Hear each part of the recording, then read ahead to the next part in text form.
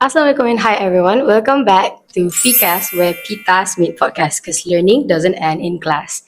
My name is Kamalia. I'll be your host for today's episode.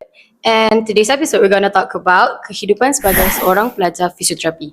So untuk topik ni, kita orang ada bawa satu guest khas untuk bincangkan dengan saya which is Amira Balkis.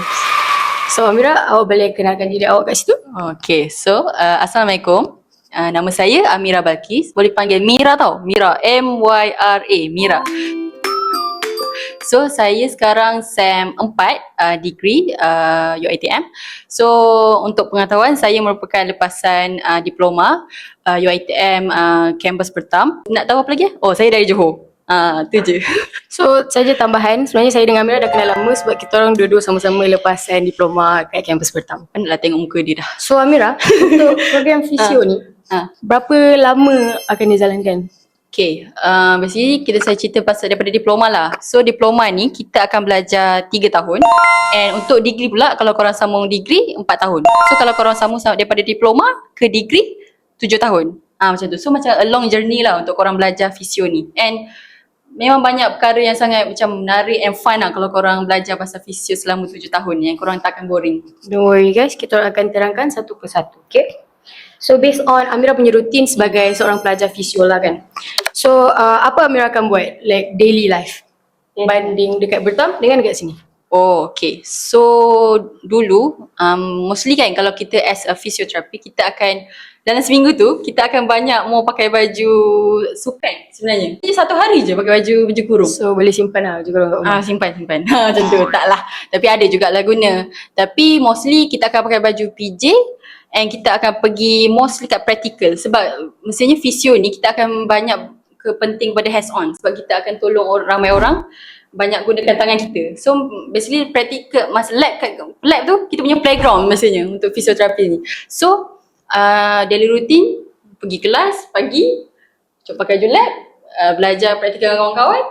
Maksudnya belajar praktikal macam kita akan pegang macam tu kat lab. So balik kalau ada masa terluang kita orang macam pergi riadah. Riadah sebab fisio ni macam kita perlu banyak kuatkan kita punya badan sendiri, kita kuatkan stamina kita sendiri untuk angkat orang. Kalau kita tak kuat macam kita nak tolong orang. Macam tu. So kalau macam nak dekat test lah kan kalau ada nak dekat test, so apa rutin Amira? Test. Untuk teori or untuk lab? Okay. Untuk saya, personally kalau teori saya suka belajar seorang-seorang. Kalau teori sebab saya kalau belajar suka menghafal seorang-seorang. And kalau practical biasanya kalau dululah saya cerita masa diploma lah. Kita orang akan berkumpul sehari sebelum practical test malam tu. Contohlah kalau kita orang perempuan kan, kita akan kumpul dekat college ramai-ramai and kita akan bincang mengenai practical punya esok punya exam sama-sama. So bila bincang tu kita akan buat sama-sama and kita dapat tahu yang salah rupanya sebab banyak cara tau kalau macam fisio ni cara dia lain-lain. So macam cara kau buat macam tu macam ni. So before that kita belajar, kita akan macam esoknya kita akan ingat sebelum ni belajar dengan kawan-kawan akan ingat kalau belajar sama-sama. Macam tu. Kalau praktikal macam susah sikit kalau kita belajar seorang-seorang. Macam tu. Kalau saya lah kan, sebab kita kan sama-sama. So macam kalau beza cara study Amira dengan saya lain sikit tau. Kalau Amira dia akan hafal.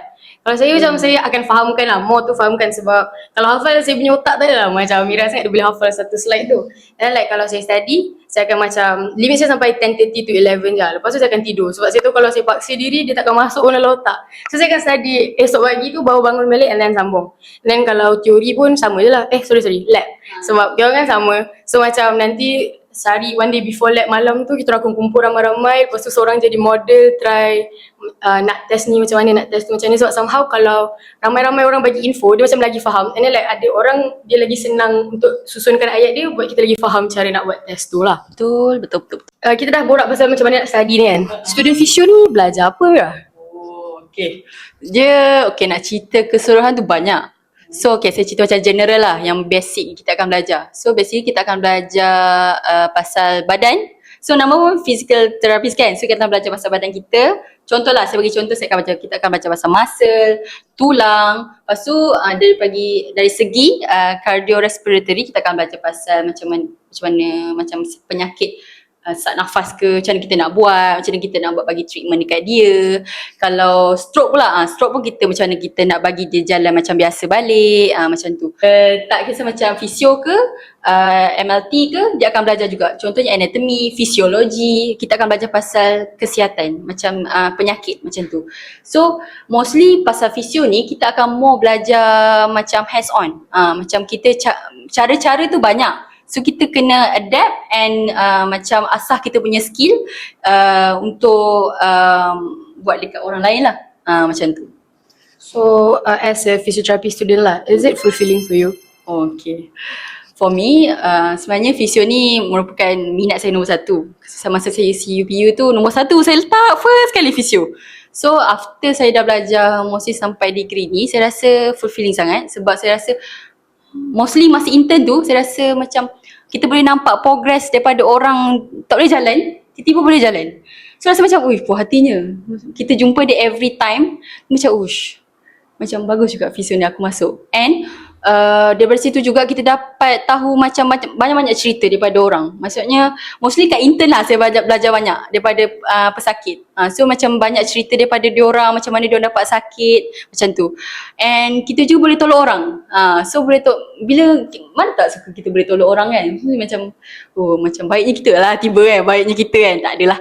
So macam berpuas hati lah kita dapat tolong orang. Macam tu. So macam Amira cakap, kan tadi jadi masuk fisioterapi ada banyak sangat macam cabaran, susah.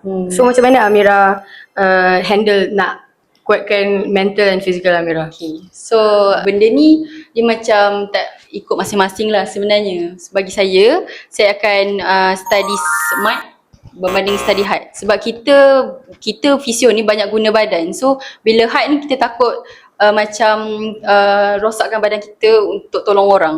So bila study smart ni kita dapat, contoh kita boleh belajar dalam 40 minit, rehat 10 minit macam tu. And paling penting as a physiotherapy, korang kena jaga diri korang dulu before korang tolong orang lain.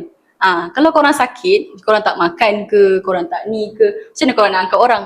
After that, korang kalau macam korang nak give up or burn out, korang basically korang kena fikir kenapa korang masuk fisio ni. So bila korang fikir kenapa masuk fisio, korang akan fikir, aku boleh tolong orang, aku boleh baikkan orang daripada tak boleh jalan ke boleh jalan. So bila korang fikir balik, besar pengorbanan ni macam tu. So korang kalau ada masalah ke korang cerita. Sebab basically fisio ni banyak bonding dengan kawan-kawan. Sebab banyak kat lab. So bila lab kita akan banyak kerja and banyak macam bergaul untuk kita akan belajar sama-sama juga. Kita akan guna badan masing-masing. So kita akan macam banyak bonding and kalau ada apa-apa cerita je. Macam tu. Kalau boleh jangan gaduh-gaduh lah. Yes. Settle je. Yes, Sebab kita like nak kawan benda lama lagi. And then memang korang nak study ni memang memerlukan kawan lah. Kalau study seorang tak guna kan. Macam betul. nak belajar Kalau sama hasil. Nak sendiri kontrak, sendiri rasa susah juga. So just be nice to everyone lah. And then jaga diri. Amira kan pelajar post-dip kan. So macam mana kalau ada pelajar-pelajar post-dip lain yang nak sambung, apakah diorang punya laluan? Macam diorang dapat kat SEM ke? Okay. So for post-dip, basically kalau korang nak masuk degree, korang akan terus masuk jump to the SEM 3. So korang akan dapat banyak kat korang punya subjek. Dan korang akan dapat kat setahun lah. So after that korang masuk SEM 3 and korang punya subjek tu kurang sedikit sebab korang dah banyak belajar more kat diploma. Macam tu. Faham? So akhir sekali, apa nasihat Amira kepada kawan-kawan kat sana yang nak sambung fisio? Basically, siapa yang nak sambung di fisioterapi ni, korang kalau minat untuk tolong orang, is a good course untuk korang sambung course ni. And korang kena bersedia untuk belajar dari segi tubuh manusia. Better jaga korang punya mental and physical korang. Untuk fisio juga, korang boleh jaga korang punya badan. Contoh pergi lari ke, or fitkan korang punya badan ke, untuk tolong orang, or angkat orang, macam tu. Like that. So basically untuk sambung fisio ni sangat worth it bagi saya. And sebab kita boleh menolong orang and kita boleh jadikan orang tu quality of life dia makin bagus, macam tu. So macam kepada everyone yang nak try sambung fisio, jangan takut lah. Semua course semua susah. Betul. So just accept it and then like kalau hidup ni tak ada susah-susah, bosan juga. So macam enjoy je sebab nanti outcome dia best lah. Kalau korang tengok orang sihat boleh jalan sebab korang awal-awal nangis, give up. Tapi sebab korang pujuk-pujuk, diorang boleh jalan. So macam it's a good thing to do to people too lah. So banyak gak info yang kita dapat share untuk hari ni. So terima kasih Amira kerana sudi berkongsi kepada kawan-kawan pasal fisioterapi. Dengan ini berakhirlah episod podcast kita pada hari ini. Untuk semua pendengar, jangan lupa like, komen dan subscribe YouTube Pikas. Dan jangan lupa juga follow Pikas di TikTok dan IG untuk mengetahui lagi berbagai info menarik pasal kita orang. Dan juga pasal podcast ini. Sampai jumpa di episod yang seterusnya. Terima kasih and have a nice day. Bye-bye.